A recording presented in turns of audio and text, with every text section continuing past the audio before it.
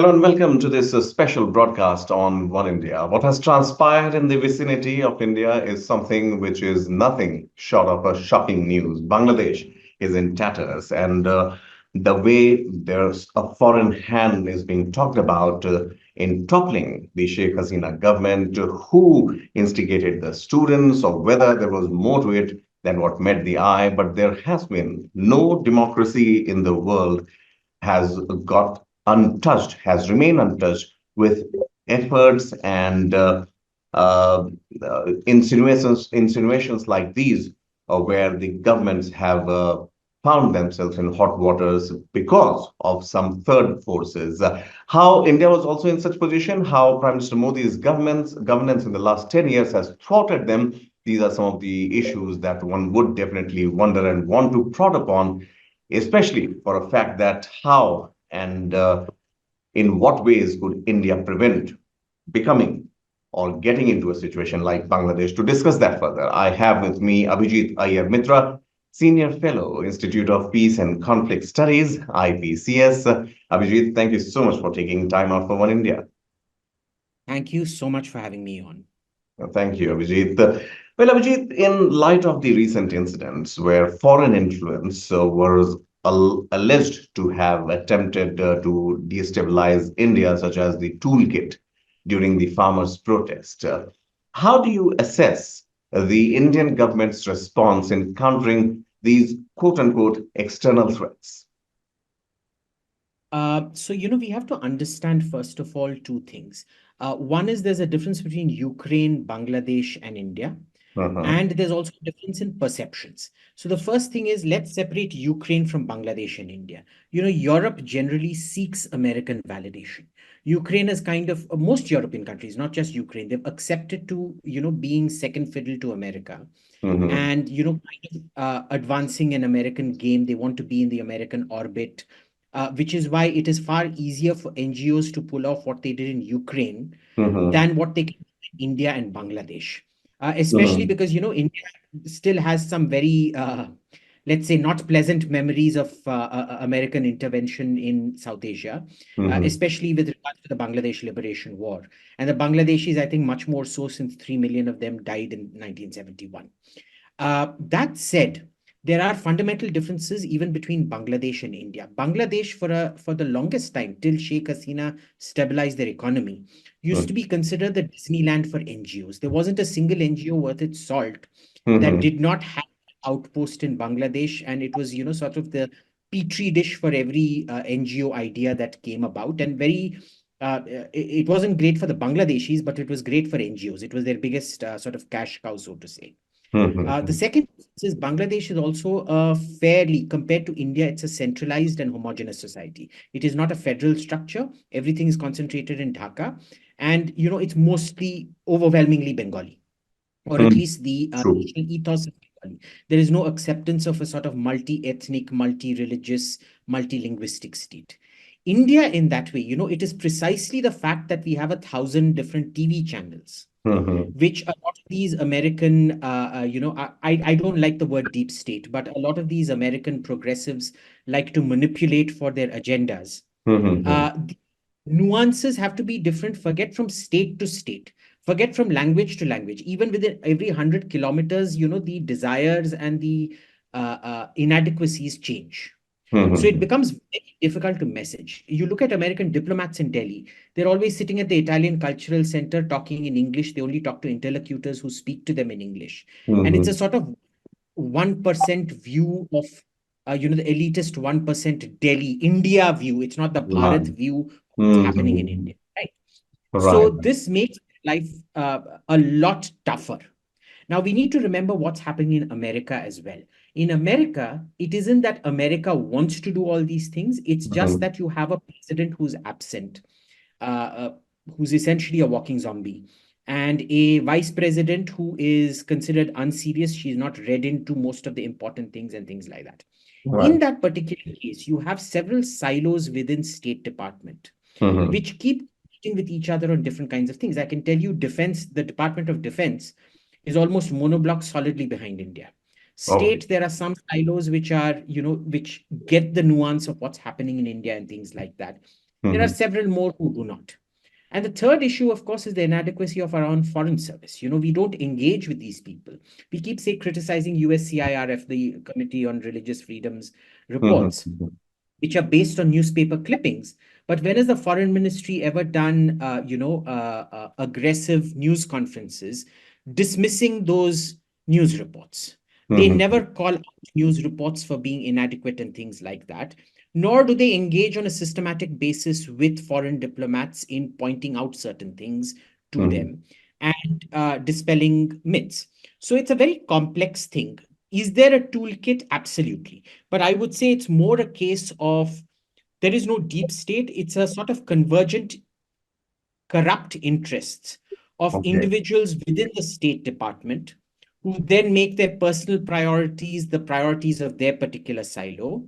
Mhm. Who also need to, because it's a revolving door kind of thing in US government. You come to US government, and then when the government changes, you go into an NGO or into a, think tank or into a university and things like that. And Mhm. it's sort of planning their own retirement packages in that sense by listening to them on what to do and then by carrying out their agenda. Right. Right. Absolutely. See, what we have seen in the past also, Abhijit, what you talk about is the bigger picture, definitely. Um, there have been incidents when a few names like George Soros has come to the fore, in a way, bulldozering the India's economy, hitting it where it hurts the most.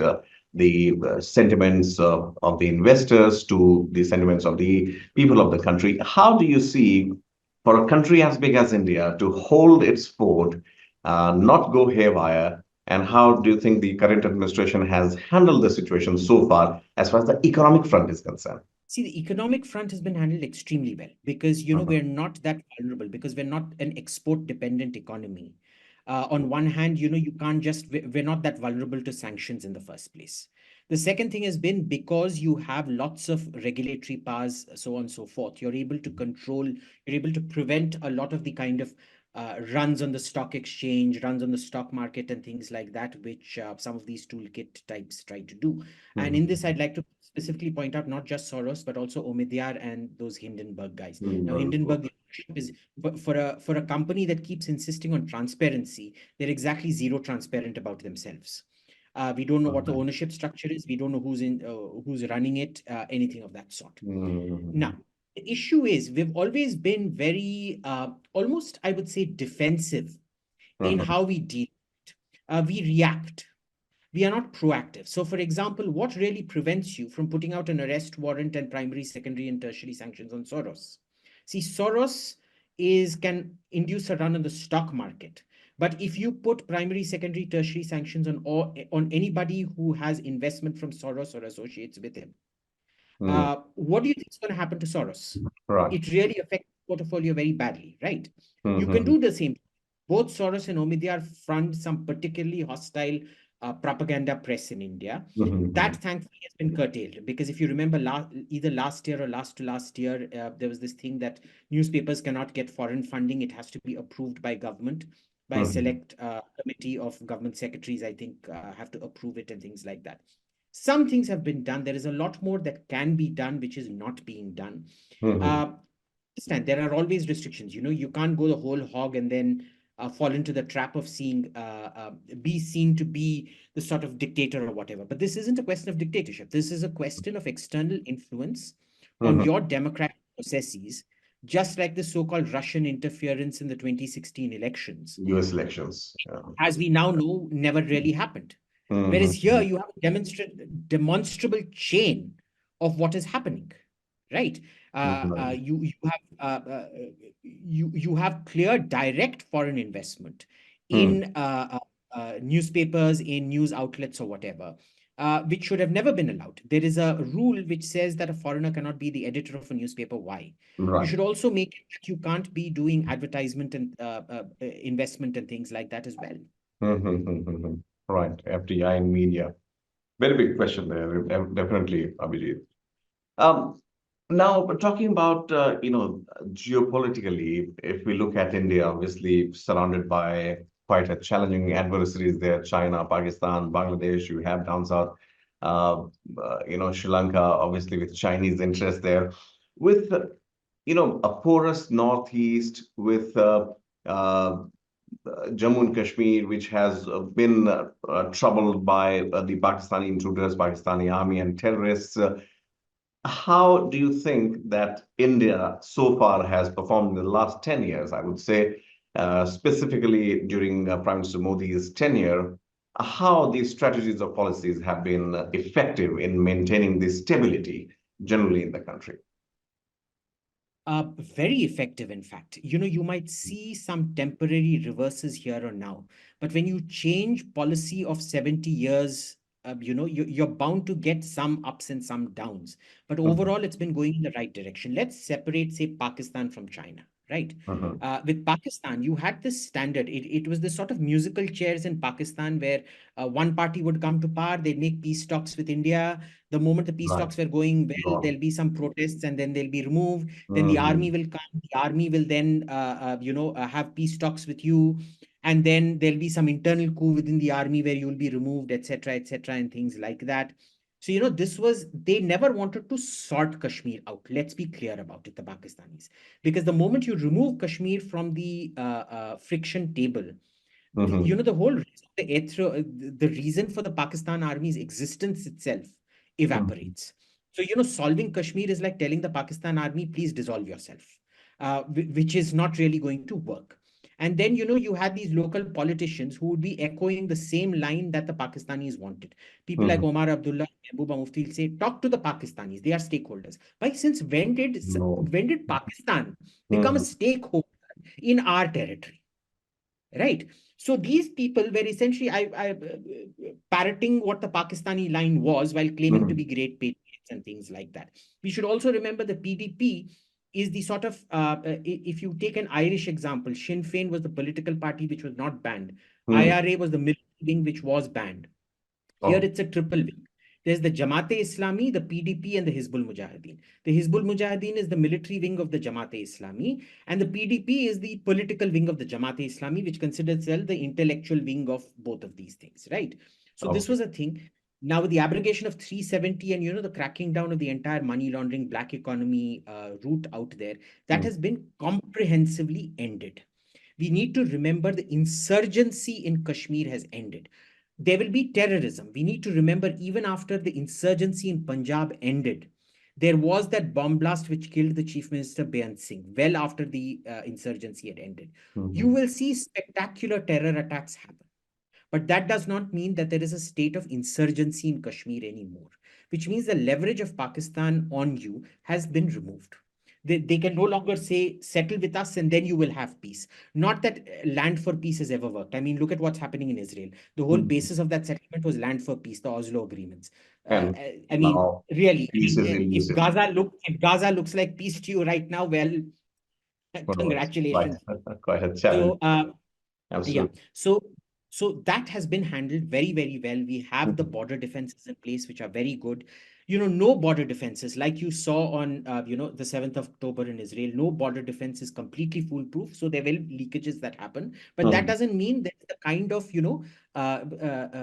before the border was literally like a sieve. Anybody who wanted to come through could come through.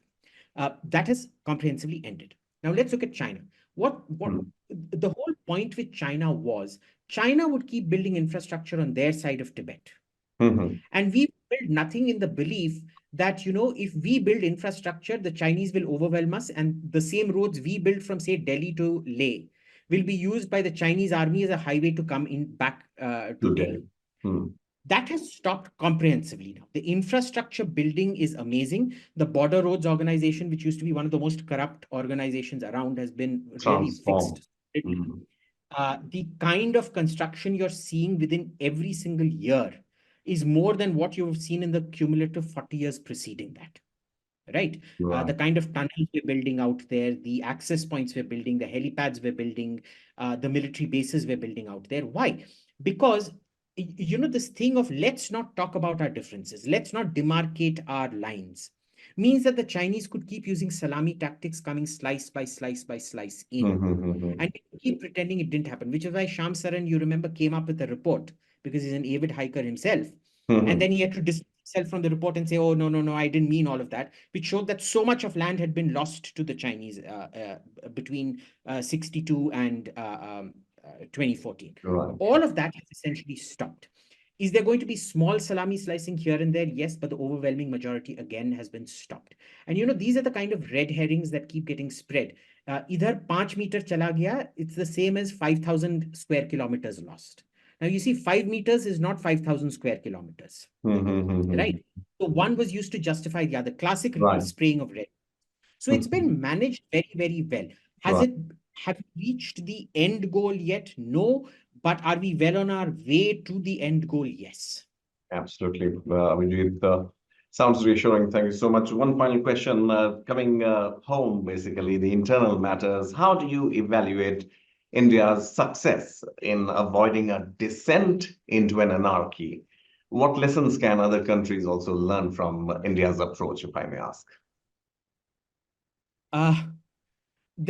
Look, it's a mixed bag. There's good and there's the bad, right? Right. The good is, things like we discussed, the stopping of foreign investment into news outlets, especially shady news outlets of the type Soros and Omidyar Love.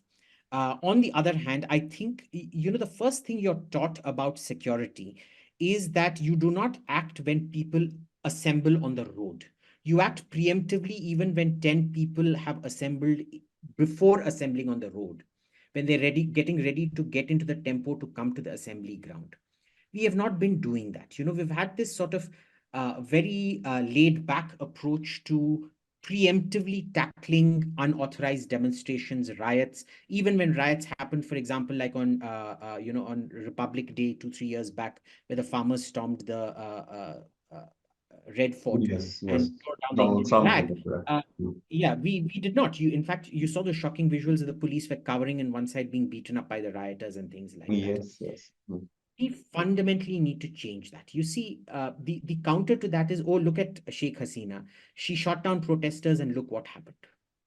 You see, there is no one specific rule of dealing with these things.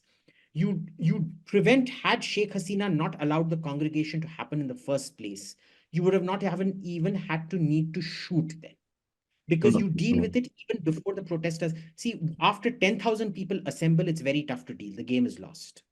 But when you Right. deal with them, when they're 5 or 10 getting on their tractors, setting off for something, it is much easier to deal with them without any violence. Right, right. What happens with violence is you can't control it. Then it becomes a Tiananmen Square, which would be an unmitigated disaster. Correct? So there is a lot of lessons for us to learn. I think generally the government's soft touch policy has yielded results. Till it does not yield results, which is what we saw with Sheikh Hasina. You see, she had a soft touch policy. If you notice, for every single year in the last 15 years, the Jamaat-e-Islami and the BNP have brought Dhaka to a standstill, sometimes several times every year. There hasn't been a single year where there haven't been mass protests like this. And it was always handled well till the time it wasn't handled well. Right. And see, you can't leave these things up to chance. That is why you need to be extremely proactive. So has it worked? Yes. Can we can pray for it to continue working, but will something go wrong at some point? Almost certainly, yes. Yes. I mean, that's how, the Murphy's Law would also have it. But nonetheless, Abhijit Iyer Mitra, there, Senior Fellow, Institute of Peace and Conflict Studies, IPCS. Thank you so much, Abhijit, for taking time out. This must have been the first time on Oneindia, but trust me, it is not going to be the last time. We would love to host you more on shows like these. Thank you so much. Thank you so much. Take care. Bye. Don't miss out. Follow Oneindia for real-time updates.